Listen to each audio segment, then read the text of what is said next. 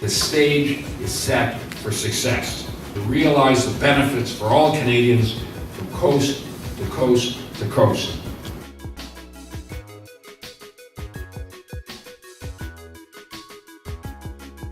Our convention here is the leader.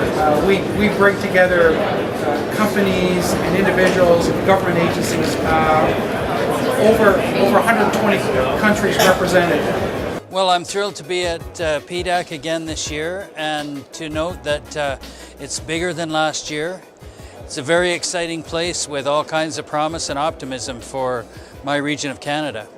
I find PDAC is a place where we can engage the mining community. There's more people here than in all of the territory of Labrador combined.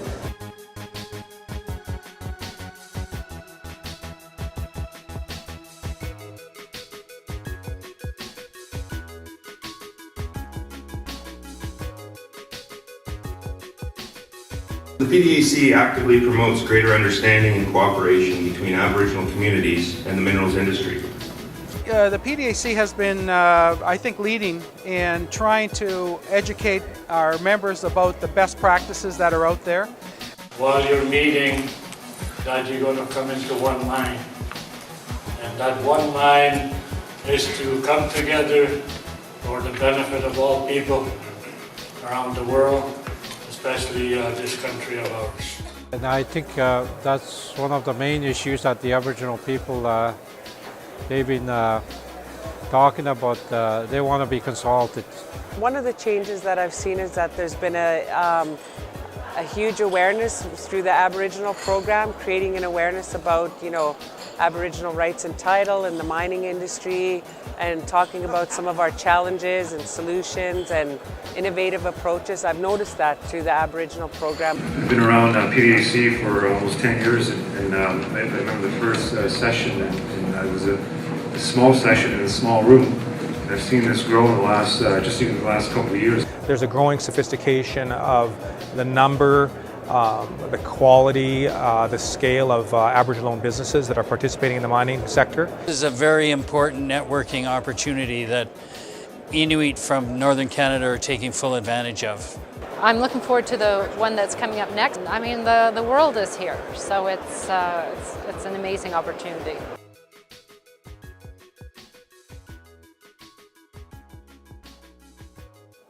And there's a lot of partnerships going on, more than I can describe, and probably more than collectively the people in this room know about.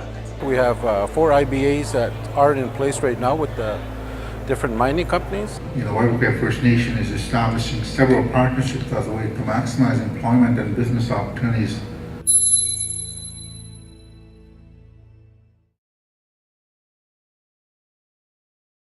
I would like to see more Aboriginal people in the profession, get into the boardrooms and so on, but or business partners as well, but at the same time we definitely need to keep our kids at school.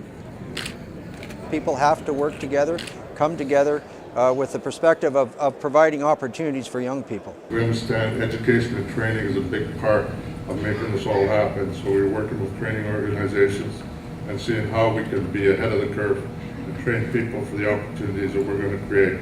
We talk a lot in public policy about jobs without people and people without jobs.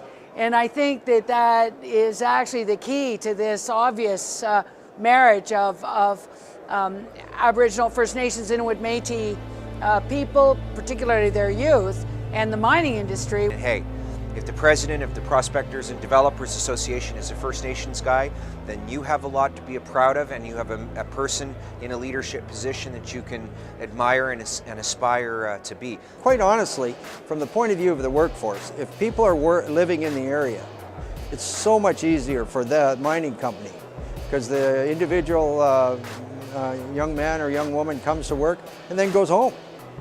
And they don't have to fly somebody in and hope that they're going to stay for the 3 weeks or 6 weeks that they're supposed to be there. They know they've got a stable workforce. So it's to their advantage to work in that direction as well. I didn't know that I was going to become a geologist, but I've always loved rocks. And when I was younger, I grew up in Sulakaut. It's nestled in the Canadian Shield, you know, these great rocks there.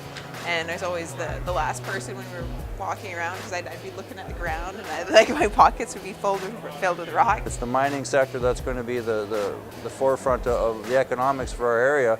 It only makes sense to train geologists, to train, you know, truck drivers and welders and people that are going to be required to operate these mining operations, right from the exploration stages right to the mine development to the mine operation. That's a career, that's a lifetime for some people. We got a lot of training. We put on all these mining courses through the training, so we get them prepared to go into the mine, which is great. Like everybody in our First Nation is practically working in the mine through these courses. I think that's the #1 thing that will make changes in the future is getting the kids educated from an early age. We have our community meetings, we try to engage the youth, and the elders are always telling us, you know, we need more youth at these meetings. I'm currently taking a year off so I can get out there, learn a bit more about the industry. Marco has completed a couple of summers working for a native training program. I reach out, I've noticed I reach out to kids and they'll listen to what I have to say and I interest kids, but it's more or less I tell them, do what you want to do. You don't have to necessarily become a miner, become a hard rock miner. You do what you want. There's so many opportunities out there. You just have to go looking for them.